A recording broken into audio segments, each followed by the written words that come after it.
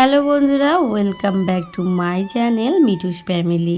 আমার পরিবারের সকলকে জানাই অনেক অনেক ভালোবাসা এবং অনেক অনেক স্বাগতম জানিয়ে আজকের ভিডিওটি শুরু করলাম।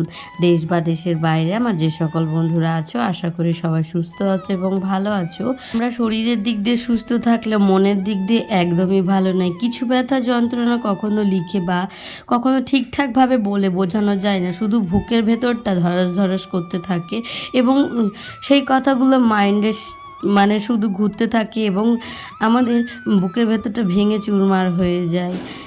নীরবে শুধু অশ্রুই ঝরে, মনের মধ্যে আতঙ্ক, মনের মধ্যে ভয়। তবে সবটা বলবো, আমাদের গ্রামের পরিস্থিতি প্রচণ্ড খারাপ। গ্রাম না, শুধু শহরেরও পরিস্থিতি প্রচণ্ড খারাপ। তোমাদের হয়তো বলে বোঝাতে আমার পারবো না যে আমরা কি পরিস্থিতির মধ্যে রয়েছি এবং কি পরিস্থিতি ফেস করছি। তবে চলো আজকের ব্লগটি পুরোটি দেখতে থাকো, তবেই তোমরা বুঝতে পারবে। এই যে দেখো, ঘুম থেকে উঠে কিন্তু ফুলগুলো পেরে নিলাম। আর এই যে দেখতে পাচ্ছ, এটা হচ্ছে ড্রাগনের গাছ।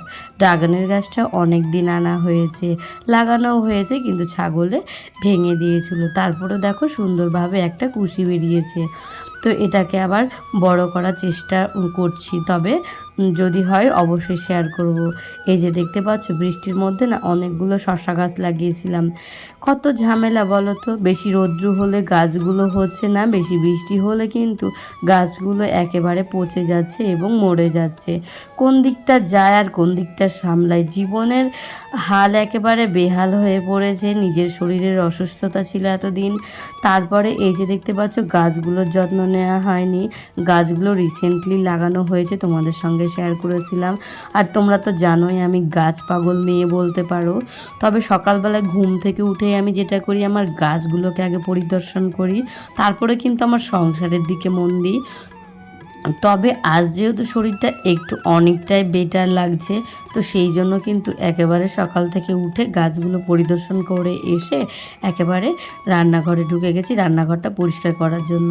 সকালবেলায় বাসি কাজকর্মগুলো না সারলে কিন্তু আর অন্যান্য কাজের দিকে এগোতে পারবো না। যদিও রাত্রে রান্নাবান্না করে রাখার পর আমি কিন্তু রান্নাঘরের উপরের শেডগুলো কিন্তু সবই মুছে এবং ক্লিন করে রেখেছিলাম। ওভেন, বাসন কিছু সব মেজেই রেখে দিয়েছিলাম। যতই রান্নাঘরের কাজ করে রাখি না কেন, গ্রামের বাড়িতে সকালবেলায় প্রচুরই কাজ থাকে, শুধু কি ঝাড় দেওয়া, আরও অন্যান্য কাজ রয়েছে। তবে সবটাই শেয়ার করব। ঘুম থেকে উঠে 6টা থেকে আমার যা শুরু হয়, ওই একবারে 6টা থেকে 10টা পর্যন্ত আমি যেভাবে আমার সংসারের যাবতীয় কাজগুলো সামলে থাকি, সেগুলোই তোমাদের সঙ্গে টুকিনাকি শেয়ার করব। জানো তো বন্ধুরা, আমাদের এখানে না নামযজ্ঞ শুরু হচ্ছে, সেই জন্য ভয়েস দিতে না একটু কষ্ট হচ্ছে। তোমরা একটু অ্যাডজাস্ট করে দেখে নিও প্লিজ। যদিও জানি সমস্যা হবে, নামযজ্ঞ কীর্তনের ভয়েসটার জন্য আমারও ভিডিও ভয়েস দিতে খুব সমস্যা হয়।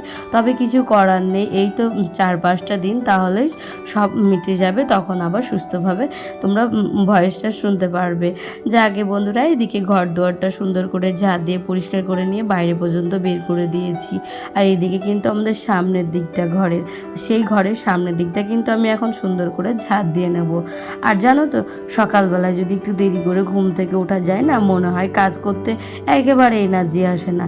আর অনেক সকাল সকাল যদি ঘুম থেকে ওঠা যায়, তাহলে কিন্তু ভালো লাগে কাজ করতে।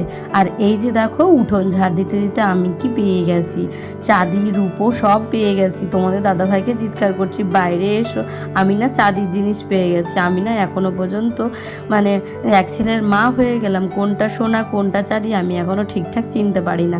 তবে মাকে দেখানোর পর মা বলছে এটা চাঁদি আছে, রেখে দে। তবে জানো তো, যদি সোনার সিটি কলটা আমাকে একসঙ্গে দিয়ে দাও, তো আমি ধাঁধিয়ে যাব যে কোনটা সিটি গোল্ড কোনটা সোনা। আমার ক্ষমতা নেই চেনার, মানুষ যে কীভাবে চেনে আমি বুঝতে পারি না। তো চলো, এই যে উঠোনটা ঝাড় দিয়ে নিচ্ছি। আর সকালবেলায় ঘুম থেকে উঠে আমি যে কাজগুলো করি, সেগুলো ভিডিও আমাকে একা একাই শ্যুট করতে হয়, যেহেতু তোমাদের দাদাভাই সকালবেলায় শুয়ে থাকে। কেউ কখনো একটু হলেও নিয়ে দেয়, মেয়েকে যদি বলি একটু নিয়ে দাও, তখন একটু মেয়ে নিয়ে দেয়, এবং তোমাদের দাদাভাইও একটু নিয়ে দেয় জেগে থাকলে পরে। তবে স্ট্যান্ডে রেখে আমি ভিডিওগুলো বানিয়ে ফেলি। এই যে দেখো, এখন আমি ঘরটা মুছবো। আর মেয়েও ঘুম থেকে উঠে গেছিলো, ওর হ্যাংওভার কাটতে না কাটতে, মা আমাকে ড্রয়িং খাতা দাও, মা আমাকে ড্রয়িং খাতা দাও। তো ও ড্রয়িংয়ে খুব নেশা, তবে ওকে আমি একটা মাস্টারের কাছে ভর্তি করেছি, সেই জন্য ওর ইচ্ছেটা আরও বেশি জাগছে বলে আমি তাহলে ভাবলাম যে না সকালবেলায় দিয়েই ফেলি, তাহলে ড্রয়িংটা করতে করতে আমার এই সংসারের বাসি কাজগুলো হয়ে যাবে, তারপরে ওকে মুখ ধুয়ে খাইয়ে আবার পড়তে বসাতে পারবো, তারপরে আবার ওই যে 9:30টার সময় বেরিয়ে যেতে হবে স্কুলে নিয়ে। তবে চলো, এখন আমার ঘড়ির কাঁটায় বাজে 7:30 বেজে পার, আর এই যে আমার ঘর দুয়ার মুছে একেবারে সব কাজগুলো কমপ্লিট হয়ে গেছে। আর এখন যেটা করব, স্নানের জন্য জলটা তুলে নেব, কারণ ডাইরেক্টলি মোটরের জল দিয়ে আমরা স্নান করে থাকি, ট্যাঙ্কির জলে স্নান করি না, প্রচণ্ডই চুল উড়ে। তো এরকম সমস্যা কার কার হয় তোমরা একটু জানিও তো। আর এই যে দেখতে পাচ্ছ, আগের দিন কিন্তু এই কচার ডালগুলো দিয়ে আমরা ব্রাশ করেছিলাম, তো সেই জন্য দুটো রেখে দিয়েছিলাম, মেয়ের জন্য একটা আর আমার জন্য একটা। আর এই যে এখন এই কচার ডাল দিয়ে দাঁতন করব। আর এই যে দেখতে পাচ্ছ, গাছের পাকা পাকা পেয়ারাগুলো পেরে নেব।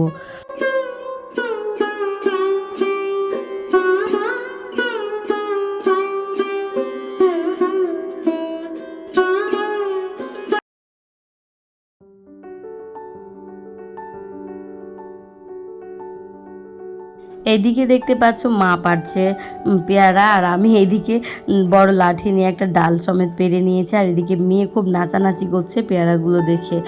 জানো তো, গাছের কোনো জিনিস লাগিয়ে যখন হয় তখন কাউকে দিতে কী যে আনন্দ লাগে তোমাদের হয়তো বলে বোঝাতে পারবো না।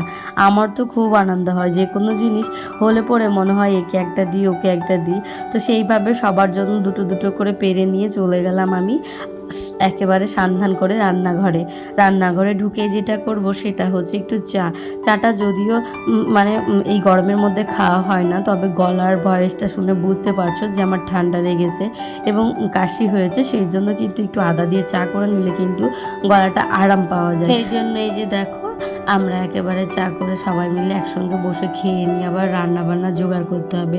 আগের দিন তোমাদের দাদাভাই নিয়ে এসেছে মাংস, আবার আমি আগের দিন দুপুরবেলায় কেটে রেখেছিলাম পটল, যেহেতু আমি পরের দিন যেহেতু স্কুল যাব সেই জন্য কিন্তু আমি দুপুরবেলায় বসেছিলাম, সেই কারণে পটলগুলো ছুলে রেখেছিলাম। জানি না তোমাদের দাদাভাই মাংস নিয়ে চলে আসবে, তো মাংসটা ডিপ ফ্রিজে রেখে দিয়েছিলাম। আর এই যে না ধুয়েই কিন্তু ডিপ ফ্রিজে রেখেছিলাম। তোমাদের কাছ থেকে জানতে চেয়েছিলাম যে মাংস ধুয়ে রাখলে ভালো হয় নাকি না ধুয়ে রাখলে ভালো হয়, তোমরা অবশ্যই কিন্তু জানিও আমাকে, তাহলে আমার অনেকটাই সুবিধা হয়। এইদিকে কিন্তু ভাতের জলটা বসিয়ে দিয়েছিলাম, গরমও হয়ে গেছে, এদিকে মাংসটা আমার ধোয়া হয়ে গেছে। আর আজকের মাংসটা বেশ সুন্দর সুন্দর রয়েছে, মেয়ের প্রিয় প্রিয় মাংস। এই মাংসগুলো আমার মেয়ে খুব পছন্দ করে। তবে চলো এখন মাংসটা রান্না করা যাক। মাংসটা রান্না করার জন্য দেখতেই পাচ্ছ আদা, রসুন, পেঁয়াজ, টমেটো, আলু সবটা কেটে নিয়ে একেবারে ধুয়ে বেছে রেখে দিয়েছি। এখন হচ্ছে মাংসের জন্য আলুটাকে লাল লাল করে ভেজে নেব। আর আজকে রান্নাটা আমাকে করতে হয়নি, তোমাদের দাদাভাই বললো আমাকে মাংস রান্নাটা শিখিয়ে দাও। আমার তো জীবন একেবারে ধন্য হয়ে গেল। আমি ভাবছি হঠাৎ আবার তোমার কি হয়ে গেল, আমাকে কি ডিভোর্স দিবা নাকি যে তুমি রান্না করছো, রান্না শিখছো? তো বলছে হতেও পারে যে তোমাকে ডিভোর্স দিয়েও দিতে পারি, সেই জন্যই আমি রান্নাটা শিখছি। আমি তো পুরোই অবাক যে কেন রান্না শিখতে চাইছে এই বয়সে এসে। তো যাকগে, যখন শিখতে চাইছে তবে শিখিয়ে দিয়ে আমারই উপকার হবে, যখন তখন শরীর তো আমার অসুস্থ হয়েই যায়। তো সেই জন্য ভাবলাম যে না, রান্নাটাকে শিখিয়েই ফেলি, তবে আমারই সুযোগে সদ্ব্যবহার করতে পারবো। এদিকে লবণটা নিজে নিজে দিতে গিয়ে বেশি পরিমাণে দিয়ে দিয়েছে, তো আমি বললাম লবণটাকে একটু তুলে ফেলো।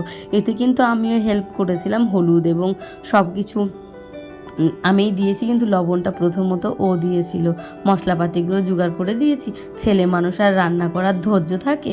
রান্নার ওই খুন্তিটা নড়িয়ে দিয়ে পালিয়ে গেছিলো সান্দান করে খেয়ে দিয়ে দেখো 3জন মিলে কিন্তু আমরা রেডি হয়ে পড়েছি। আর আমি আমার সংসারের যাবতীয় কাজগুলো সামলে নিয়েছি। আর তোমাদের ওই যে বললাম খুব দুশ্চিন্তার মধ্যে রয়েছি, তোমাদের হয়তো বলে বোঝাতে পারবো না। আমাদের গ্রাম বা শহরের পরিস্থিতি খুবই খারাপ, মানে বুকের ভেতরটা তোমাদের হয়তো ঠিকঠাক বলে বোঝাতে পারবো না বা লিখেও বোঝাতে পারবো না আমরা কতটা আতঙ্কের মধ্যে আছি। স্কুলের মধ্যে মেয়েকে নিয়ে সারাক্ষণ গেটের বাইরে বসে থাকি, তার কারণ আমাদের গ্রামে প্রচণ্ড ছেলে ধরার উৎপাত বেড়েছে। জানো তো, আমাদের বাড়িতে দুটো মেয়ে পড়তে আসে, তোমাদের দাদাভাই পড়ায়, তো ওদের সন্ধ্যে 7:30টার সময় ছুটি হয়। তো আমাদের বাড়ি থেকে বেরিয়ে একটা লোক ওনাদেরকে ডাকছিলেন আর হচ্ছে মোটরসাইকেলে চাপার জন্য জোর করছিল। তো জানো তো, এমনই পরিস্থিতি, আমরা এই এই পরিস্থিতিটা কখনো কোনো দিন ফেস করিনি। হ্যাঁ, শুনেছি ছেলে ধরা পাটের সময় প্রচণ্ড উৎপাত বাড়ে, উপদ্রব বাড়ে, তবে আজ পর্যন্ত কোনো দিন চোখে দেখিনি বা এরকম কানে শুনিনি যে পাশ থেকে মানে আমাদের গ্রামের সামনে ঢুকে এসে কারো বাবার সাধ্য নেই যে ছেলে ধরা এসে বাচ্চা তুলে নিয়ে যাবে। সেই দিনটা আজকে আমাদের ফেস করতে হচ্ছে, জানো তো। পড়িয়ে টড়িয়ে ওদেরকে ছুটি দেওয়ার পর ওরা দুজন মিলে বেশ হাঁটতে হাঁটতে যাচ্ছিল। ওরা হচ্ছে দুটো মেয়ে, একজন পড়ে 5-এ আর একজন পড়ে 3-তে, তো বেশ বড়ই। তো তাদেরকে বলছে একটা ব্যক্তি যে তোমরা গাড়িতে চাপো, আমি তোমাদের বাড়িতে পৌঁছে দেবো। তো বাচ্চা দুটো ছিল, তো ওরা বলছে না আমরা গাড়িতে চাপবো না, আপনাকে চিনি না, আপনার গাড়িতে কেন চাপবো। দিয়ে ধমক দিয়ে বলছে আমার গাড়িতে চাপো, তোমাদের বাড়িতে পৌঁছে দেবো, এরকম করে ফোর্স করছে। তো ওরা কান্না করতে করতে গিয়ে কোনো রকমভাবে একটা বাড়িতে ঢুকে যায়। সেখান থেকে মানে একটা দাদা বেরিয়ে এসেই মানে রাস্তায় বেরোতেই উনি হচ্ছে মোটরসাইকেল নিয়ে পার হয়ে গেছে। আজকে খুব জ্বর, বাচ্চা বেঁচে গেছে। বাচ্চা দুটো তোমাদের হয়তো বলে বোঝাতে পারবো না যে মানে গ্রামের পরিস্থিতি কতটা খারাপ। তবে খুব আতঙ্কের মধ্যে রয়েছি, মনের মধ্যে খুব একটা ভয় কাজ করছে যে সব সময় ঘরের দরজা লাগিয়ে রাখছি।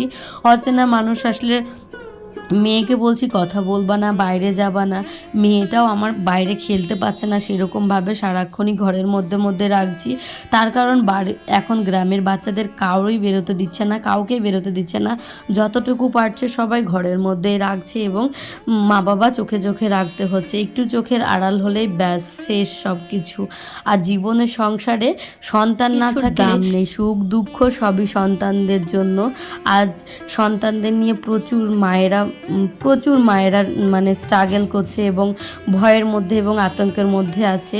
তবে আজ স্কুল থেকে বলে দিয়েছে যে বাচ্চাদের গার্জেন এসেই তবে নিয়ে যাবে, কোনো গাড়ির ড্রাইভারের সঙ্গে ছাড়া যাবে না।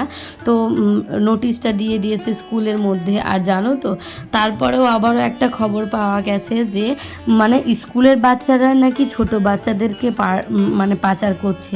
মানে বড় বাচ্চারা ক্লাস 9-10-এর বাচ্চারা ছোট বাচ্চাদেরকে নিয়ে তাদের হাতে তুলে দিচ্ছে। ভাবো, এটা কি ভাবা যায়? এটা কি মানে সম্ভব? মানে কি দিনকাল এসেছে তোমাদের হয়তো বলে বোঝাতে পারবো না। যে আমরা বিশাল দুশ্চিন্তার মধ্যে রয়েছি এবং সবসময় একটা আতঙ্ক কাজ করছে, একটা ভয় কাজ করছে। এইদিকে আজকে দেখো তোমাদের দাদাভাই ডিউটি থেকে আসার পরে কিন্তু কি কোয়েল পাখি নিয়ে এসেছে। তো এটা নাকি ছোট বাচ্চাদের রান্না করে খাওয়ালে কিন্তু বাচ্চারা মানে খুব ডেভেলপমেন্ট হয় এবং খুব রক্ত হয় গায়ে, সেই জন্য কিন্তু তোমাদের দাদাভাই এই মাংসটা আজকে এনেছিল। সকালে যেহেতু পোলট্রির মাংস রান্না করেছিল সেই মাংসটাও রয়েছে। আর পরের দিন যেহেতু শনিবারে কিন্তু আমাদের কোনো কিছুই খাওয়া হয় না, নিরামিষ হয়, সেই জন্য কিন্তু এই মাংসটা আজকে রান্না করতে বাধ্য হলাম। তবে এই মাংসটা আজকে প্রথম রান্না করলাম জীবনে এবং খেতেও খুব স্বাদ হয়েছিল এবং খেতেও খুব টেস্টি হয়েছিল। তোমরা যারা ট্রাই করেছো তারা হয়তো জানবা, যারা ট্রাই করনি অবশ্যই কিন্তু এই কোয়েল পাখির মাংসটা খেয়ে। তবে আজকের মতো ভিডিওটা এখানে শেষ করছি। তোমাদের সঙ্গে দেখা হচ্ছে আবারও একটি নতুন ভিডিওতে, নতুন একটি দিনের সাথে। সকলে ভালো থেকো, সুস্থ থেকো, ঠাকুরের কাছে এই কামনাই করি। আজকের মতো বিদায় নিলাম এখান থেকে।